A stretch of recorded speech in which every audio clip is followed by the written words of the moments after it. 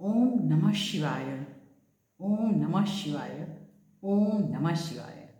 कल मैंने जो वीडियो रखा था आर्द्रा नक्षत्र का, उसमें आपको जो जो चीज़ बताई थी, माक्षर महीनानी એકમ છે આજે, પરંતુ માક્ષર મહિનામાં જે આર્દ્રા નક્ષત્ર આવે છે એની જે વેલ્યુ છે શિવરાત્રિની પૂજા બરાબરની છે। अगर अभी भी आपने वो पूजा नहीं की है, कुछ भी बाकी है, दिया प्रसाद मंत्र अभी भी कर सकते हैं। अभी भी आर्द्रा नक्षत्र चालू है, आर्द्रा नक्षत्र है, सोमवार है और माक्षर मास मार्गशीर्ष। उससे आगे क्या चाहिए शिव जी के लिए? इससे ज़्यादा क्या पवित्रता हो सकती है इस दिन में? इसको क्या बोलेंगे? इससे अच्छा कोई दिन ही नहीं हो सकता है। चलिए, हम तो बात कर रहे शिव महापुराण की, पर बीच में ये बात बताना जरूरी थी। अभी भी कुछ मंत्र, कुछ पूजा, कुछ बाकी रह गया है, तो प्लीज़ कर लीजिए। आज का दिन बहुत शुभ है इस पूजा के लिए, बहुत वैल्यूएबल दिन है। चलिए, हम लोग तो बात करें हमारे शिव पुराण की, और शिव पुराण में आज है शिव महापुराण रुद्र संहिता पार्वती खंड का 32वां अध्याय का 5th डे। आज मैं प्रयत्न कर रही हूँ 5th डे में कि 32वां अध्याय परिपूर्ण करूँ। वो हो भी जाएगा। कल से 33 नंबर का चैप्टर चालू करूँगी। यहाँ पे मैं आपको श्लोक सहित शिव पुराण बता रही हूँ, आप सुनिए। क्योंकि बोला जाता है कि श्लोक अगर सुन लिया है, अगर श्लोक भी सुन लिया है तो वो स्तुति हो जाती है। तो आज तो आर्द्रा नक्षत्र में हम ये सुनेंगे। सुनिए, और अभी तक आपने सब्सक्राइब नहीं किया तो सब्सक्राइब, लाइक, शेयर भी कर दीजिए, और कमेंट बॉक्स में ओम नमः शिवाय जरूर लिखिए। चलिए, कल हमने देखा था कि जो सप्तर्षि हैं वो शिव जी के कहने पर हिमालय की नगरी की ओर जा रहे हैं, और हिमालय की नगरी की जो उसमें जो वर्णन है, उसमें जो अंतिम श्लोक कल का जो मैंने बताया था, उसका आपको ट्रांसलेशन बता देती हूँ कि वहाँ बोला गया था कि मनुष्य को अगर स्वर्ग की तभी तक कामना ही रहती है जब तक उन्होंने इस नगरी को, हिमालय की इस नगरी को नहीं देखा है। अगर आप इसे देख लिया तो उससे आगे स्वर्ग का क्या प्रयोजन है, मतलब क्या अर्थ रहता है स्वर्ग से भी सुंदर। चलिए, आज का श्लोक पठन करेंगे। ओम श्री गणेशाय नमः, ओम सरस्वत्यै नमः, ओम सर्वेभ्यो देवेभ्यो नमः, ओम सद्गुरु देवेभ्यो नमः, ओम नमः शिवाय। चलिए, सुनते हैं ब्रह्मा जी क्या बोल रहे हैं। ब्रह्मोवाच इत्येवं ऋषिवार्ष्यस्ते इत्येवं ऋषिवर्यास्ते वर्णयन्तः पुरं च तत् गता हिमालयं सर्वे गृहं सर्वसमृद्धिमत्। ब्रह्मा जी बोले, नारद इस प्रकार उस नगरी का, पुरी का वर्णन करते हुए वे सभी ऋषि सब प्रकार की समृद्धि से युक्त हिमालय के घर पहुंचे हैं। हिमालय के घर तो ये पहुंच गए सभी सप्तर्षि। तान् दृष्ट्वा सूर्यसङ्काशान् हिमवान् स्फीतो अब्रवीत् दुरादाकाशमार्गस्थान् मुनिं सप्तसु तेजसः। आकाश मार्ग से आते हुए सूर्य के समान अत्यंत तेजस्वी उन 7 ऋषियों को, सप्तर्षियों को दूर से ही देखकर हिमवान, हिमालय विस्मित होकर मन में कहने लगे। क्या कहते हैं सुनिए। हिमवानुवाच सप्तैते सूर्यसङ्काशाः समायान्ति मदन्तिके पूजाकार्या प्रयत्नेन मुनीनां च मयाधुना। हिमवान बोले, ये सूर्य के समान तेजस्वी सप्तर्षि गण मेरे पास आ रहे हैं। सप्तर्षि गण के लिए क्या है, एडजेक्टिव यूज किया है।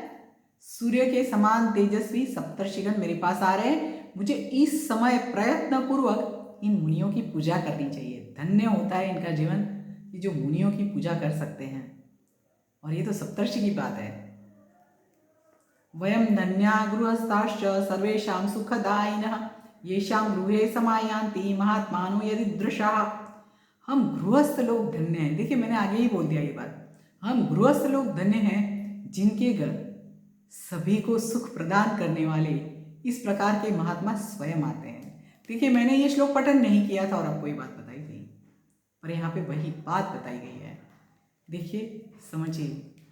ब्रह्मोवाच, ब्रह्मा जी क्या बोल रहे हैं सुनते हैं। एतस्मिन्नन्तरे चैवाकाशादेत्य भुवि स्थितान् सम्मुखे हिमवान् दृष्ट्वा ययौ मानपुरस्सरम्। ब्रह्मा जी बोले, इस बीच आकाश से उतरकर पृथ्वी पर स्थित हुए उन सबको अपने सन्मुख देखकर हिमालय सम्मानपूर्वक उनके पास गए, सामने से उनके पास गए। कृतांजलि कृतांजलि नतस्कंदः सप्तर्षीन् सुप्रणम्य सह पूजां चकार तेषां वै बहुमान पुरस्सरम्। उन्होंने हाथ जोड़कर सिर झुकाकर उन सप्तर्षियों को प्रणाम करके पुनः बड़े सम्मान के साथ उनकी पूजा की। यहाँ पे एक बात बताना चाहूंगी, सप्तर्षियों का सम्मान करने के लिए वो सामने से ही गए और हाथ जोड़कर सिर झुकाकर प्रणाम किया है। हिताः सप्तर्षयस्ते च महिमन्तं नगेश्वरं गृहीत्वोचुः प्रसन्नास्या वचनं मंगलालयम्। उस पूजा को स्वीकार करके हित करने वाले प्रसन्न मुख सप्तर्षियों ने गिरिराज हिमालय से कुशल मंगल पूछा। हम लोग हिंदी में बोलते हैं कैसे हो आप, गुजराती में केम छो तमे, इंग्लिश हाउ आर यू। यहाँ पे बोला गया कुशल मंगल पूछा। यथाग्रतश्च तान् कृत्वा धन्यो मम गृहाश्रमः इत्युक्तासनमानीय ददौ भक्ति पुरस्सरम्। आसनेषुपविष्टेषु तदाज्ञप्तः स्वयं स्थितः उवाच हिमवांस्तत्र मुनिन् ज्योतिर्मयांस्तदा। हिमालय क्या बोल रहे हैं, मेरा गृहस्थाश्रम धन्य हो गया। जिनके भी घर में ऐसे ऋषि मुनि आते हैं, सदऋषि अंडली, उनका गृहस्थाश्रम और उनका गृह घर धन्य हो जाता है। मेरा गृहस्थाश्रम धन्य हो गया। हिमालय ने ऐसा कहकर उन्हें आगे करके आसन लाकर भक्ति पूर्वक समर्पित किया। आसनों पर उनके बैठ जाने पर पुनः उनसे आज्ञा लेकर भी हिमालय स्वयं भी बैठ गए और इसके बाद तेजस्वी ऋषियों से कहने लगे। देखिए, आसन भी दे दिया, बिठाया भी, उसके बाद खुद को बैठने के लिए उन्होंने उनकी आज्ञा भी ली, ऋषियों की आज्ञा भी ली। इसको बोलते हैं संस्कार, कल्चर। ये हमारी संस्कृति है, हमको फॉलो करनी चाहिए। बहुत लोग फॉलो करते हैं, बहुत लोग नहीं भी करते हैं। चलिए, हिमालय उवाच। यहाँ पे 3 श्लोक एक साथ है। धन्यो हि कृतकृत्यो अहम सफलम जीवितम मम लोकेषु दर्शनीयो अहम बहुतीर्थ समो मतः यस्मात् भवन्तु मद्गेहम् आगता विष्णुरूपिणः पूर्णानां भवतां कार्यं कृपणानां गृहेषु किम् तथापि किंचित् कार्यं च सदृशं सेवकस्य मे कथनीयं सुदयया सफलं स्याज्जनुर्मम। हिमालय बोले, मैं धन्य तथा कृतकृत्य हो गया, मेरा जीवन सफल हो गया, मैं लोकों में दर्शनीय तथा अनेक तीर्थों के समान हो गया हूँ। देखिए, इसके बीच में एक बात बोलना चाहूँगी आपको। जब सप्तर्षि शिव जी को मिले थे तो उनको लगा कि हमारा जीवन कृतकृत्य और धन्य हो गया। सेम यहाँ पे हिमालय बोल रहे हैं, क्योंकि उनके घर में सप्तर्षि पधारे हैं, वो भी यही बोल रहे हैं कि मेरा जीवन धन्य हो गया, कृतकृत्य हो गया, सफल हो गया, लोकों में दर्शनीय तथा अनेक तीर्थों के समान मैं हो गया हूं, क्योंकि विष्णु स्वरूप आप लोग मेरे घर पधारे हैं। सज्जन, सदृषि अगर हमारे घर में आते हैं, उनके पैर जो आते हैं हमारे घर में, उससे बड़ा आशीर्वाद कुछ नहीं हो सकता है। परंतु सही में सज्जन और सदृषि होने चाहिए। कृपणों के घरों में हर प्रकार से परिपूर्ण आप लोगों को कौन सा कार्य हो सकता है मेरा? मतलब आप जो सप्तर्षि हैं और आपको मेरा क्या कार्य हो सकता है, वो हिमालय उनको पूछ रहे हैं। तो भी मुझ सेवक से सेवक के योग्य जो कुछ कार्य हो उसे दयापूर्वक कहिए, जिससे मेरा जन्म सफल हो जाए। यहाँ पे अपने जन्म को सफल करने की बात हिमालय बोल रहे हैं। और मैंने भी तो कल भगवद गीता में ये बात बोला था, हर एक मनुष्य को अपनी आत्मा की उन्नति के लिए प्रयत्न करना चाहिए। देवी वृत्ति, आसुरी वृत्ति, अध्याय 16 जो कल परिपूर्ण हुआ है, उसका जो सारांश मैंने रखा है, उस समय मैंने ये बात बोली थी।